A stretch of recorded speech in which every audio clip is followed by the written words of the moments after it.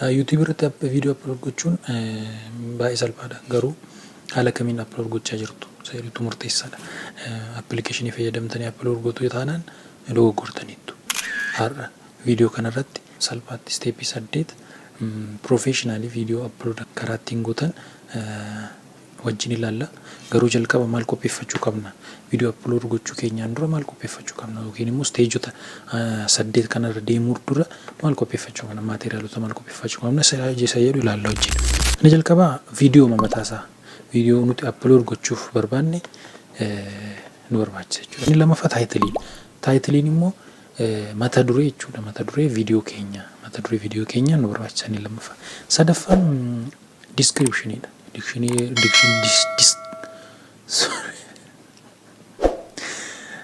Lammaffaa inni sadaffaan descriptionidha.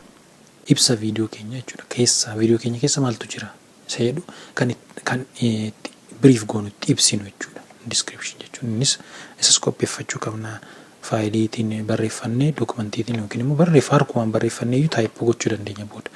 Kanaafuu innis nu description nu barbaachisa. Sadaffaan thumbnailidha. Thumbnailii jechuun suura jechuudha. Maal akka jedhamu cover. Shanaffaan taagiidha. Keywordoota fakkeenyaaf taayitiliin koo how to upload YouTube video otoo ta'e taagiin koo immoo isaan jala relative yoo how to upload video taagii tokko ta'a. YouTube video lammaffaa ta'uu danda'a. Taagii garagaraatti karaatti dabaluudha jechuudha yookiin immoo taagiidha jechuudha. Isa dura yaadnee qopheeffachuu qabna. Isa actually detailii keessa gallee ilaalla akkaataa kamiin keywordoota yookiin immoo taagoota akkamitti akka argannu wajjin ilaalla. Kanaafuu browserii keenya irra deemneet youtube.com jennee search goona browserii irra. YouTube application'icha keessa hin galina. Chrome ta'uu danda'a. Browserii kamuu keessa galtanii youtube.com jettanii search gootu. Kanaafuu inni fuuldura isinii dhufa. Achi profaayilii keenya bukkee create kan jettuutti. Create ishee jettu tuqxaniit upload video ishee tuqxu. Kanaafuu kana upload video drag and drop video file to upload jedha. Kanaafuu viidiyoo nuti qopheeffanne kana select goona jechuudha. Faayilii keessa select gooneet gara keessaatti nu galcha jechuudha. Kanaafuu edda faayilii upload gootanii booda steejota 8 yookiin immoo steepoota 8 professionally YouTube video karaatti upload gootan immoo isinitti agarsiisa jechuudha. Kana steepiin kun yoo salphaadha baay'ee namni upload gochaa ture tulfaatee yaadu. Kanaafuu filanna jechuudha. Jalqaba taayitiliidha jechuudha. Taayitiliin viidiyoo keenyaaf mata duree jechuudha. Mata dureen keenya maa'inni viidiyoo keenya irratti hundaa'a actually garuu salphaa fi ifa kan ta'e ta'uu qaba. Salphaa ifa yoo dandeessan jira miti baay'ee dheeraas ta'uu qabu. Amma wordii 100dha. Inni limit nu godha. Kanaafuu Oromiffaa fi Ingiliffaan wal bukkeetti dirqama miti garuu akka barbaadanitti taayitiliin keessan garuu ifa ta'u. Kanaafuu steejiin lammaffaa descriptionidha. Description irratti maal gochuu qabdu? Jalqaba taayitilii keessan irratti kan barraa'ee jira miti. Taayitilii keessan irratti kan barraa'e kana deebistanii koppii gootanii description irratti space gootu. Achi taayitilii gubbaarratti taayitilii yeroo lama barreessitu jechuudha. Taayitilii isa gubbaarratti barreessanii description irratti immoo jalatti paste gootanii waa'ee viidiyoo keessanii detail Ingiliffaanis ta'uu danda'a. Oromiffaanis yoo barbaadan detail ibsattu jechuudha. Tokko lama jettanii kanan viidiyoo kana keessatti kan argattu manaamedha. Waan barbaadan dubbadha. Garuu dhumarratti liinkii keessan liinkii YouTube keessanii liinkii Instagram yoo qabdu ta'e TikTok qabdu ta'e jalatti description jala keewwachuu dandeessu jechuudha. Achi inni description keessa galanii ilaalan namoonni gara TikTokis deemuu danda'u. Gara Facebook, Instagram deemuu jechuudha. Sadaffaan thumbnailidha. Thumbnailiin suura jechuudha yookiin immoo coverii wayiiti. Coverii viidiyoo keessaniiti jechuudha. Inni actually design qaba. Design viidiyoo keessan keessaa fakkeenyaaf kuniyyuu viidiyoo how to upload professional video taayitiliin koo dirqama description taayitilii keessan faana wal fakkaachuu qabu. Garuu namoonni kan tuquu danda'an ta'uu qaba. Namoonni viidiyoota baay'ee keessa viidiyoo baay'ee jira. Isa keessa akkasiin filatanii viidiyoo thumbnailiin keessa moor bareessatoo ta'e too bareedee baay'eessa. Garuu wanti irratti barreessitan immoo ifa ta'uu qaba, dubbifamuu qaba. Afafaan pileelistiidha. Pileelistiin baay'ee nama fayyada baay'ee. Pileelistii kireef gootu. Fakkeenyaaf amma ilaaluuf haaraa yoo ta'e select gootu anama by default naannaa dhufeera. Ijaan dura qopheeffadheef jechuudha. Kanaafuu new playlist jettaniit kaataagorii gootaniit kaataagoriitiin viidiyoon keessan fakkeenyaaf waa'ee online business yoo ta'e waa'ee yuutuubii wal keessa akka hin borcamneef iddootti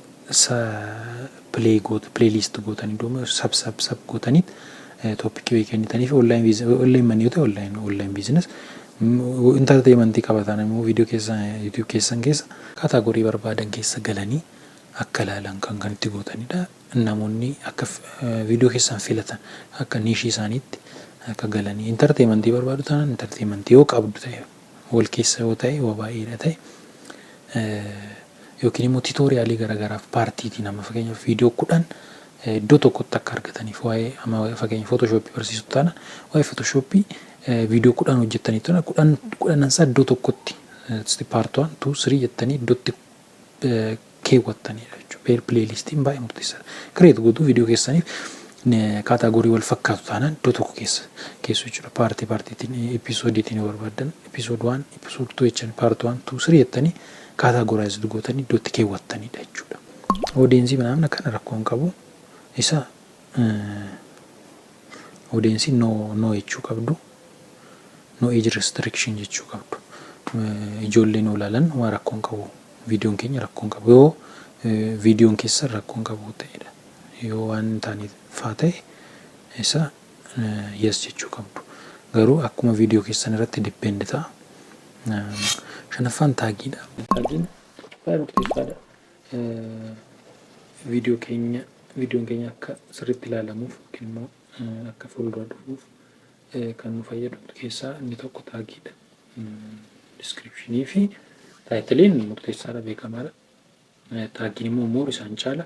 Taagiin baay'ee murteessaadha. Kiiwordoota viidiyoo keessan faana rileetiif ta'an yoo keessa galchitan baay'ee biloo gochuu dandeessu. Sirriitti isinii guddata. Isaaniin kan isin gargaaran immoo tiibbadii fi biitaayik lamaan keessa tokko filattanii yoo bilbila irratti install gootanii itti fayyadamuu dandeessu. Intanii irratti immoo laaptooppii irratti immoo extension irratti fe'achuu dandeessu jechuudha. Lamaan keessa tokko tiibbadii fi isaan normaalii waan biraafuu isin fayyadu garuu taagii generate gochuuf isin fayyada jechuudha. Jaaffaan viidiyoo keenya kaataagoraayiz gochuudha. Maaliif kaataagoraayiz hin taane taanaan algooriizmichiyyuu mataan isaa normaalii hin galuu fi maal akka ta'e viidiyoon keessan maal akka ta'e garam akka deemuu danda'u hin galuu fi kanaafuu kaataagoraayiz gochuu qabdu. Gara educationii dhamu, entertainmentii dhamu, vloogii dhamu isa jedhu isaaf understand akka godhuuf kaataagoraayiz gochuu qabdu. Dafee nama education yoo ta'e namoota education more interested ta'an viidiyoo keessan isaaniif dhiyeessa jechuudha. Kanaafuu kaataagorii viidiyoo keessan irratti dippeend ta'a. Kaataagorii filattu jechuudha. Innis murteessaadha. Torbaffaan viidiyoo elementiidha. Viidiyoo elementii jala maaltu jira? Add an end screenii fi add card kan jedhamtudha. Isaan kun lamaan viidiyoo elementii jala jiru. Viidiyoo elementii jala add list amma fakkeenyaaf oolaalle add an end screen keenya irratti asii fi asiin akka dhufu viidiyoon keenya edda dhumee booda dhumarratti gara viidiyoo biraa irratti akka darbaniif subscribe akka isin godhaniif bukkeetti profaayilii asiin immoo viidiyoo keessan gootanii karaa barbaadan diizaayinii barbaadan iddootti hojjetatanii. Viidiyoo elementii jala add kaardiin jirti. Add kaardiin immoo itoo walakkaa itoo asuuftanii fakkeenyaaf naa ittiin walakkaa irratti imeelii warri banachuu barbaadan viidiyoon asirratti hojjedhe jira naan jettanii itti agarsiistu. Kanaaf asirratti barreeffamaan dhufaaf jechuudha. Kanaafuu isa tokko akka gara viidiyoo sanaatti akka deemu kan godhu pileelistiidha.